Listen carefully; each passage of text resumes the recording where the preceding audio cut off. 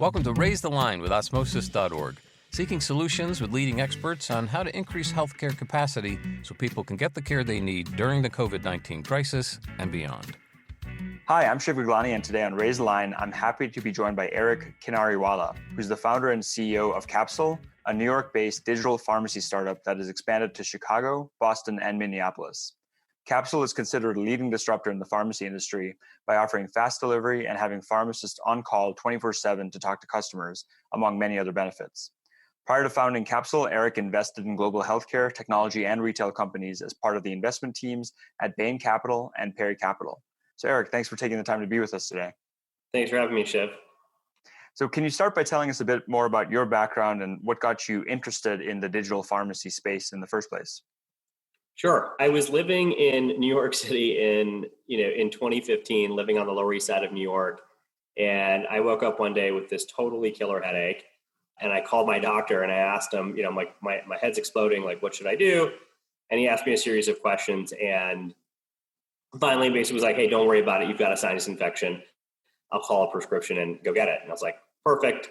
And so I went out, put my coat on, and I went out on this like snowy January day. And I went to this chain pharmacy around the corner from where I used to live. And literally everything you can think about going wrong with the pharmacy went wrong for me, starting with the fact that I'm like meandering around this store and I can't find the actual pharmacy. And so finally this person comes up and taps me on the shoulder and is like, can I help you, as I'm, kind of trying to wade my way through aisles of, greeting cards and candy bars and cleaning supplies and cigarettes and stuff. And so finally I get to this, I get to the back of the store and there's this escalator and it's broken. And so I walk down this broken escalator and I get this dark, dingy basement where there's, like 40 people in line ahead of me and my cell phone doesn't get signal. And I end up waiting in line for an hour, and long story short, I get to the counter, ask the pharmacist for the prescription my doctor had called in, and she kind of has this like really sad look on her face because she's like, hey, I'm really sorry, we're out of stock. So I ended up going home, no medication in hand, went to bed, woke up the next morning. And that was the catalyst. And that was the spark for me to start just unpacking my own experience around pharmacy and what just happened. And, is this common? Is this uncommon? Why are there so many pharmacies everywhere? And coming out of that experience, that was sort of the foundation and the spark of what we've been doing at Capsule over the last 5 years. And what I learned, were a handful of things. Probably the most important thing I learned was that my experience wasn't all that uncommon.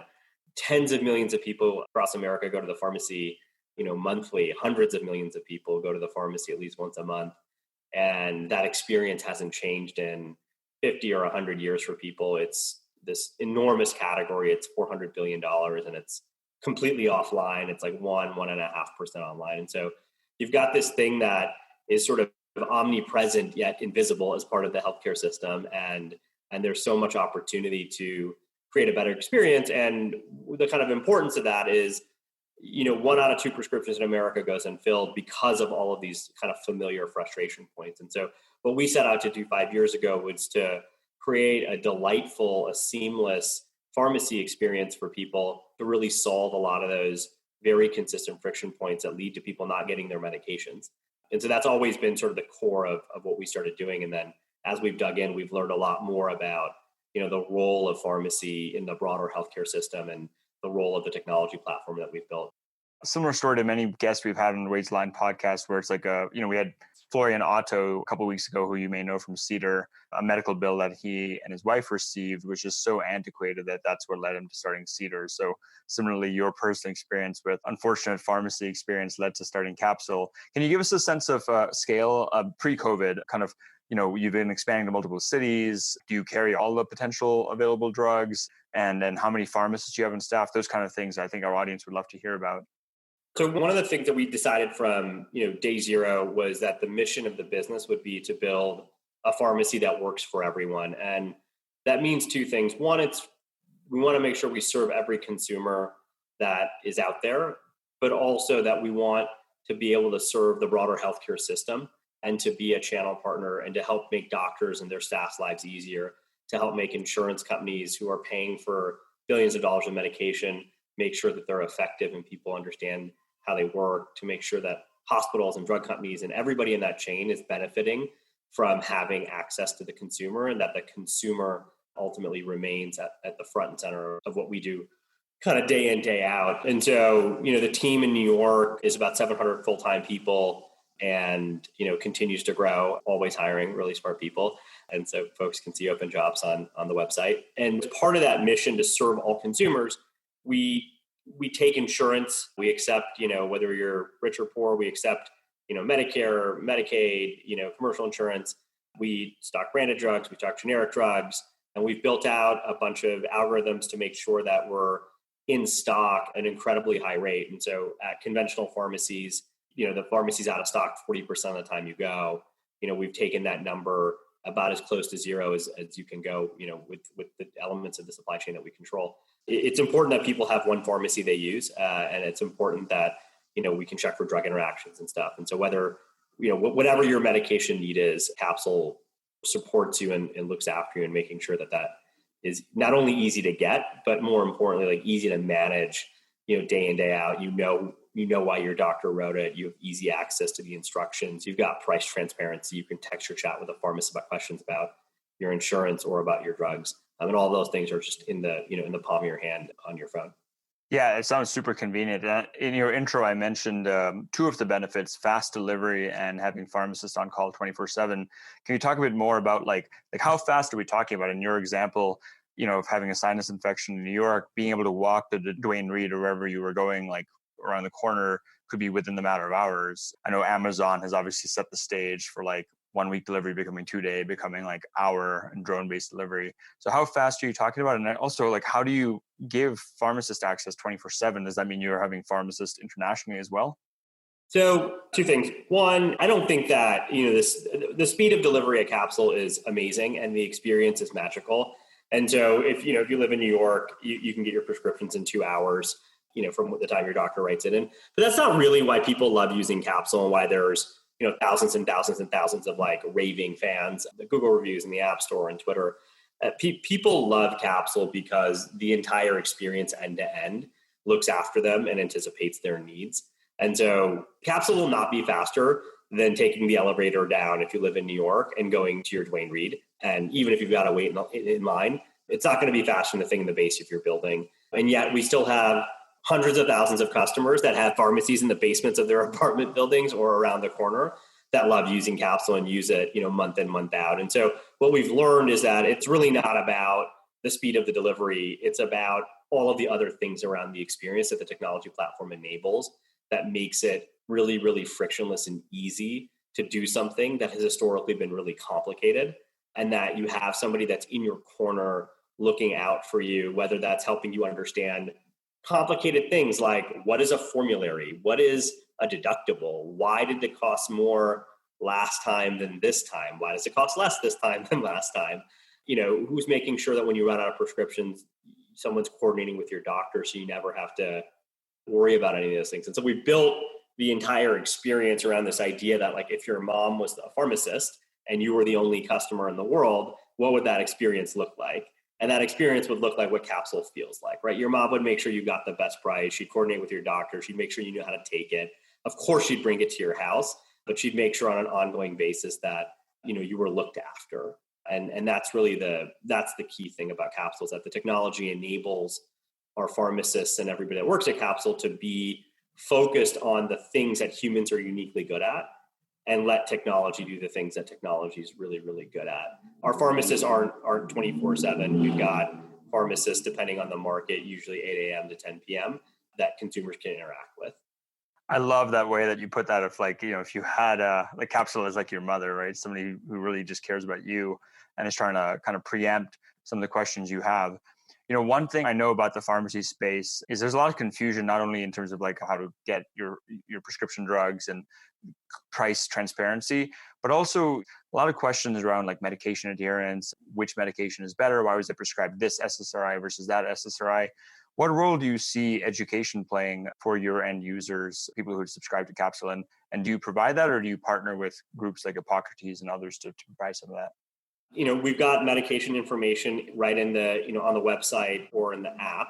And so, side effects, dosing, your doctor's instructions.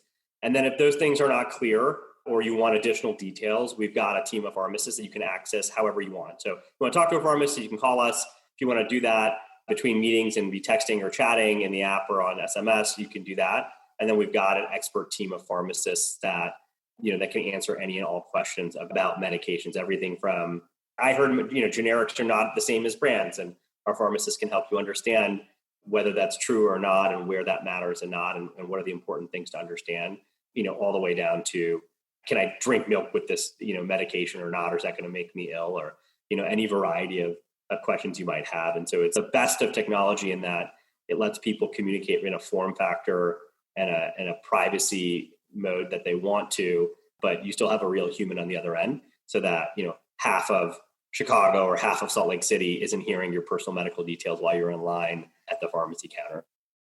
Yeah, that makes total sense. So fast forward, and you started this in 2015, or 5 years ago or so is when you got the idea for Capsule. This year has been a year of tremendous change, and we've had a lot of people on Raise Line who are in telehealth companies, people like Brad Youngren, who's the Chief Medical Officer of 98.6, Sophia Yen at Pendia Health, which is birth control delivery. I would love to hear your own experience with COVID, especially having been living in the former epicenter of COVID, and then how Capsule has adjusted, both in terms of as a company with hundreds of full-time employees in New York, perhaps going officeless, as well as obviously what tailwinds or headwinds you're seeing for the company itself and your end users at Capsule. New York was the absolute epicenter of COVID. And I think the team, I think one of the things we learned was that Capsule became something that people were aware of and loved, but was perhaps more of a convenience than something that was essential. And as soon as COVID really sort of became a very big problem in New York, Capsule went to something that was an essential part of the healthcare infrastructure of New York. And so, the first thing we did, the most important thing, was making sure our team was safe and taken care of. And so we did a number of things in our physical pharmacy, which, continued to operate and has operated every day through the entire pandemic, serving New Yorkers, making sure people continue to have and have had, safe, uninterrupted access to their critical medications. And then we did a number of things to support the community. So we partnered with various sort of local community and government agencies to make sure folks like the elderly who were at the highest risk of contracting COVID by leaving their homes had access to medications and had easy access to Capsule, and a number of other things with hospitals and other folks, around the healthcare infrastructure in the city. And then we basically said, look, we've learned a lot in New York, not only over the last couple of months, but we've spent a long time in New York really building the infrastructure so that we could rapidly scale in New York. And so we were able to sustain an unbelievable surge of demand, particularly in March and April. The team just stepped up and did an amazing job serving New Yorkers. And then we took the model pretty quickly to other places that have been hard hit. So Chicago, Boston, Minneapolis, and applied that, expertise gained in New York at the epicenter to support those local communities as they sort of managed through the pandemic. And then I think, not dissimilar from a lot of people you've probably had on the program, we took our entire team remote outside of the folks in the pharmacy and the couriers on the road. We took the entire team remote effectively overnight, across the board. And I think the team's adapting. I think the team is super resilient and has found some things that are, I think, better being remote and other things that are more challenging. And I think the team's kind of working through it in a pretty productive way. So that's been really energizing to see. It's been a tough summer, a tough kind of 6 months for a lot of companies and a lot of leaders and a lot of teams. We've had the great benefit that our business is in a position to help and has actually, has a pretty massive tailwind, not only just from more people using Capsule, but also strategically. I think as you talk about some of the other kind of parts of the healthcare system, one of the things that's happened is that the entire healthcare system had to digitize, overnight. So whether you were a solo practitioner or physician, or you were a large health system, you had to rethink the way you did everything. And that all of that had to be viable and work in a digital world. And what we're seeing is that people are, very much increasingly wanting to partner with Capsule because of the expertise and the technology platform that we've built over the last 5 years.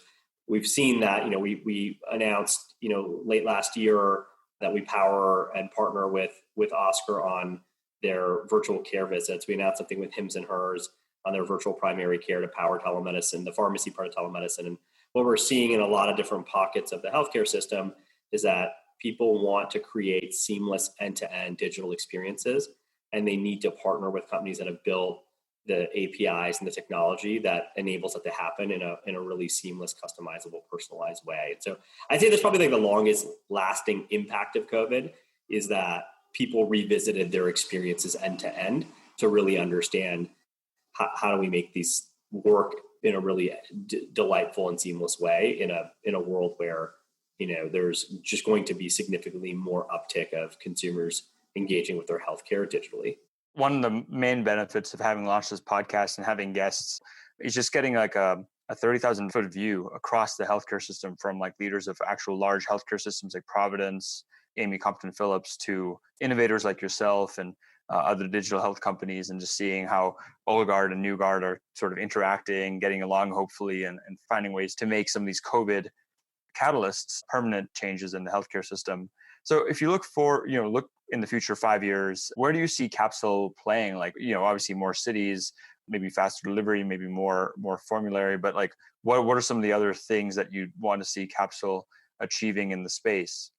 The mission of the business has always been to build a pharmacy that works for everyone. And so the ability to continue to work with physicians, to work with large provider groups, to work with health plans, to partner with drug companies, and to make all of those folks' lives more successful clinically and financially is where we have been investing, and where we have, ultimately always believed the business had the most ability to be impactful on the healthcare system. And of course, all of that starts with making sure that, consumers continue to love using Capsule, but being able to bridge the consumer and the rest of the healthcare system is like an incredibly powerful thing that is pretty meaningfully missing today. And so our ability to really partner with folks and support them in their own objectives, whether that's driving more adherence, whether that's being able to provide more education about disease conditions or how drugs work, whether it's being able to create real-time data feedback loops through the technology platform, those are all things that are places that we're investing in, places that we've, in some cases already executing on, and other places things will be, in the marketplace pretty soon. Yeah, it'll be really exciting to see kind of those innovations you guys are coming up with, given how quickly you've been growing, especially this year. Our audience does comprise people who are interested in their own health. We have a lot of patients and family members who consume our content, but the core group are current and future healthcare professionals, including pharmacists who you may be employing in the future. What advice would you give to someone considering a career in healthcare about meeting the challenges of COVID and beyond? I don't know if I have a healthcare specific career advice. I probably have just like general career advice for whatever that's worth. One of the philosophies that I think have tried to stay pretty true to at Capsule as we think about talent development, recruiting, how we sort of coach and develop people, is really this idea that I think people should double down on their strengths. And usually the things you're good at are the things that energize you. And there's usually a pretty quick feedback loop on that. And so I think identifying the things that you're good at and identifying the things that are energizing for you and then doubling down on those things. And I think smart, motivated, ambitious people always gravitate towards wanting to work on their weaknesses. And I think there's an alternative perspective, maybe that's not as popular or common, but I think if you can double down on the things you're great at, the potential is pretty limitless. And so I'd encourage people to find roles and environments that bring out their best work above anything else. Is, are you going to be in a role doing work with people, a manager or a team, where you can, get to spend the vast majority of the day doing things that feel fun and not like work. And then I think everything else takes care of itself. Yeah, it's really valuable advice. So thanks for sharing that with our audience. I know we're coming up in time. So my last question is there anything else you'd like to be able to share with our audience about you, Capsule, overall trends in healthcare? Kind of the floor is yours. I think it's an incredibly interesting time in healthcare. I think that, I think specifically digital pharmacy, where, Capsule is pioneering, that transition from 1.5% online to, bringing $400 billion online, over time is going to be a really powerful trend. But I think across the board, you're going to see more companies in healthcare partner together, particularly ones that have built the technology infrastructure to do that quickly and seamlessly and rapidly. And so just really excited for what's ahead, and obviously I'm biased, but think, Capsule is in a really interesting position to be able to catalyze a lot of different changes there.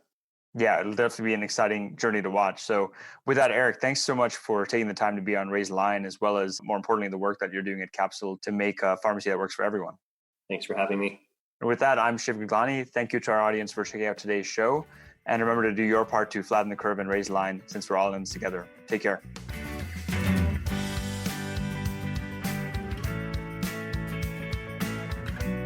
For more information on how you can help raise the line and flatten the curve, go to osmosis.org/COVID-19. If you like this podcast, please share it on your social channels. You can also subscribe to the series and check out all of our podcasts at osmosis.org/raise the line podcast.